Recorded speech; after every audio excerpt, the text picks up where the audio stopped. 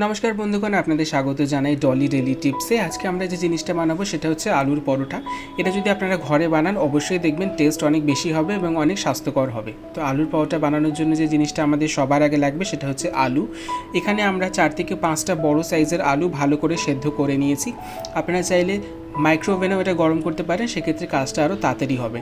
আপনারা দেখতে পাচ্ছেন যে কীরমভাবে আমরা সেদ্ধ করেছি, যে একটুখানি চাপ দেওয়া মাত্রই আলুগুলো সুন্দরভাবে ম্যাশ হয়ে যাচ্ছে। আমরা এখানে গ্লাস ব্যবহার করেছি, আপনারা চাইলে ম্যাশারও ইউজ করতে পারেন, সেক্ষেত্রে কিন্তু কাজটা আরও ইজি হবে।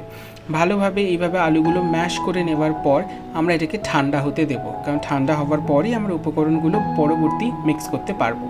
এখানে কিছুটা পরিমাণে আদা কুচি, রসুন কুচি এবং ধনে পাতা কুচি আমরা নিয়ে নিয়েছি। এক এক করে উপকরণগুলো আমরা দিয়ে দেবো এবং দেওয়ার পর এটাকে মাখতে হবে। ধনে পাতা কুচি আমরা দিয়েছি কারণ আলুর পরোটায় ধনে পাতাটা খুব সুন্দর আসে এবং শীতকালে খুব ফ্রেশ ধনে পাতা আপনারা পেতে পারেন, তো সেটাই ইউজ করবেন।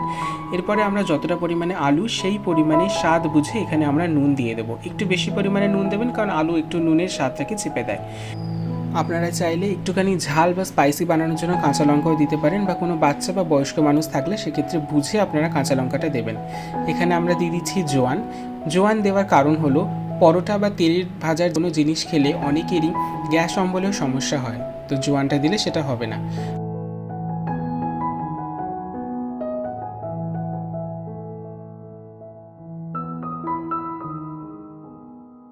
সাইডে ভালো করে গ্যাদার করে রেখে দেবো। আপনারা দেখতে পাচ্ছেন কীভাবে আমরা রাখলাম। এবারে আমরা ময়দাটা মেখে নেব। এখানে আমরা পরিমাণ মতো ময়দা এবং ময়াম দেওয়ার জন্য সাদা তেল ব্যবহার করেছি, আপনারা চাইলে ঘিও ব্যবহার করতে পারেন, সেক্ষেত্রে কিন্তু স্বাদ এবং গন্ধটা আরও সুন্দর হবে। নুন আমরা দিয়ে দিলাম স্বাদ অনুসারে। এবারে আমরা এটাকে মেখে নেব। আপনারা দেখতেই পাবেন মাখা হয়ে গেল। এবারে আমরা এর থেকে একটু একটু পরিমাণে মণ্ড কেটে নেব। একটু বেশি পরিমাণে মোটা মণ্ড বা লেচিগুলো আমরা কাটবো, যাতে আলুগুলো দেওয়ার পর লেচিগুলো ফেটে না যায়। আপনারা দেখতে পাচ্ছেন আমরা একটু বেশি পরিমাণেই আলু দিচ্ছি, যাতে চারিদিকে ভালোভাবে ছড়িয়ে সুন্দরভাবে মোটা পরোটা তৈরি হয়। এইভাবে আঙুল দিয়ে দিয়ে আলুগুলো ভেতরের দিকে ঠেলে চারিদিক থেকে আমরা মণ্ডটা কভার করে দেবো, যাতে আলুটা খুব সুন্দরভাবে ভেতরে থাকে এবং কোনো রকমের না ফাটে। আর একটা আমরা দেখিয়ে দিচ্ছি, আপনারা দেখে নেবেন। একটুখানি শুকনো আটা নিয়ে যে মেখে রাখা আটাটা, তার মধ্যে একটুখানি শুকনো আটা আমরা দিলাম এবং তারপরে আস্তে আস্তে সেই আটাটা আমরা বড় করব, চারিদিকে ছড়িয়ে একটুখানি বাটির মতো। খুব বেশি বড় করব না, কারণ সেক্ষেত্রে কিন্তু লিচিটা পাতলা হয়ে যাবে। এবারে আমরা আলুটা নিলাম, দেখতে পাচ্ছেন একটা হাতে যতটা আপনাদের হবে ততটাই আপনারা নেবেন, বেশি পরিমাণে দেবেন না।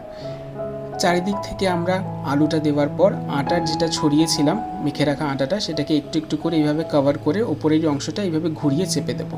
শুকনো আটা এইভাবে জিনিসটা আমরা কভার করে নেব, যাতে পাশাপাশি যখন আমরা অনেকগুলো লিচি রাখবো সেটা যেন একে অপরের সাথে সেটে না যায়।